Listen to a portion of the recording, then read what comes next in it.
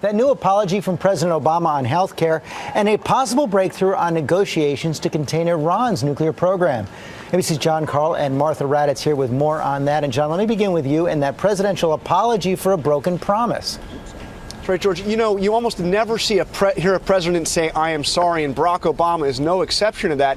And this apology was not so much for the problems with the website, but for the millions of Americans who have received cancellation notices from their insurance companies, despite his repeated promise over and over again that nobody would lose their insurance.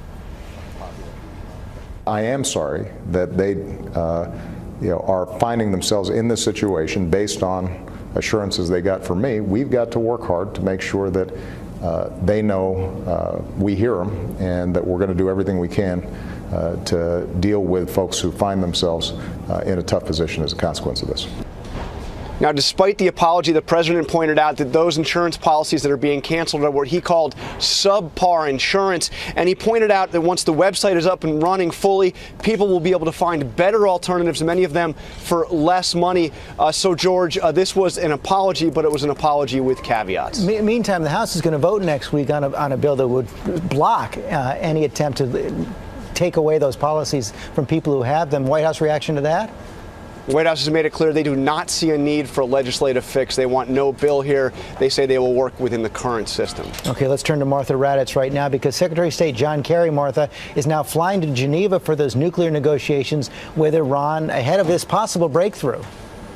You know, George, this is a surprise trip. Kerry is in the region, but was not scheduled to go to Geneva, where these very serious negotiations have been taking place. So this could very well mean an agreement is likely. But any agreement would be just a first phase. This is how it would work. The Iranians would have to freeze their nuclear program for as long as 6 months. In exchange, some of the sanctions that have crippled parts of the Iranian economy would be lifted, freeing up some much-needed cash for the Iranians. And, Martha, you're already hearing opposition to this potential deal from the Israeli Prime Minister and some members of Congress.